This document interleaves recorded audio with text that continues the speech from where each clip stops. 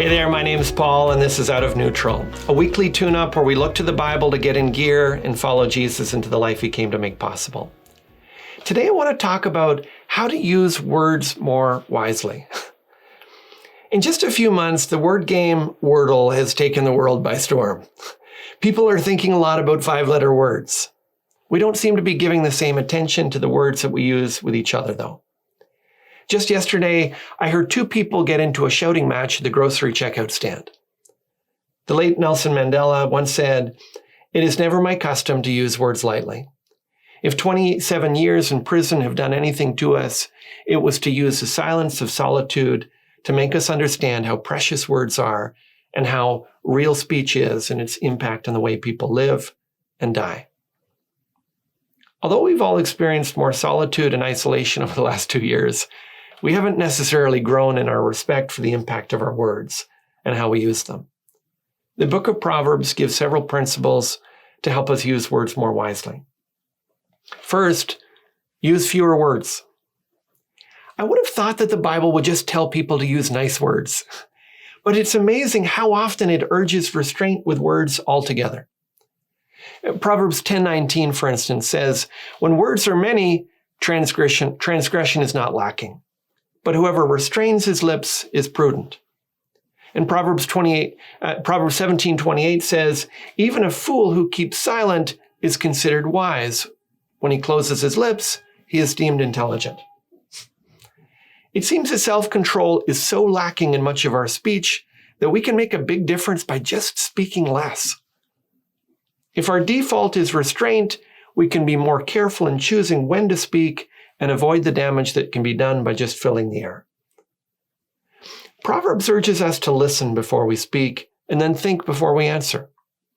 When we slow down, we can assess the potential consequences of what we're going to say.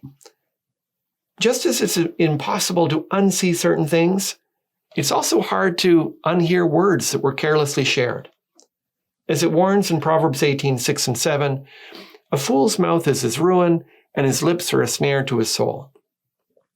Using fewer words helps us to avoid speaking about other people's faults and giving into slander. Proverbs 11:12 and 13 puts it this way, "Whoever belittles his neighbor lacks sense, but a man of understanding remains silent. Whoever goes about slandering reveals secrets, but he who is trustworthy in spirit keeps the thing covered." So after starting with using fewer words, the Bible also calls us to use true words. Even when we use fewer words, it still doesn't help much if the words that we use aren't true. We can lie to make ourselves look good. We can lie when we're embarrassed to admit the truth. But sometimes we lie as a result of laziness. We can just repeat the things that we've heard, whether they're reliable or not. Ever had a friend forward you an email with some wild claims that you later found out were completely fabricated? It's helpful to remind ourselves how grieved God is by the lies we pass on. Proverbs 12:22 says, "Lying lips are an abomination to the Lord, but those who act faithfully are his delight."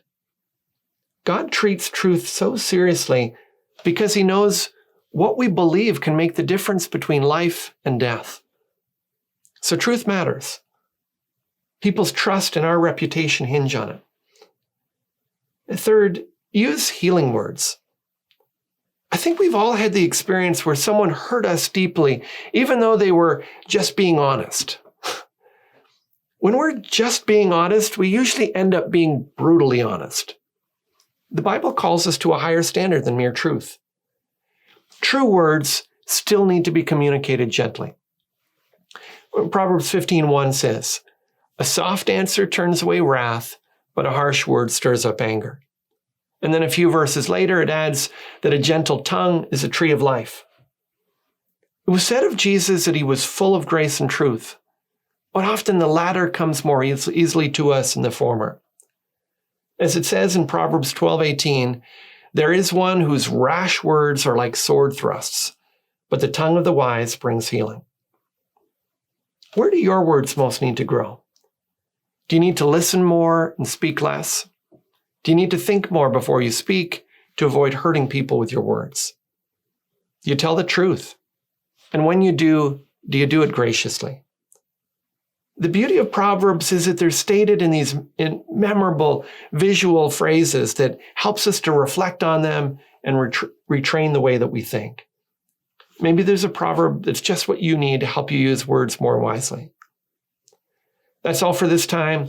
Today's video has helped you get out of neutral. Leave a comment, share it with your friends, and subscribe to join us on the journey.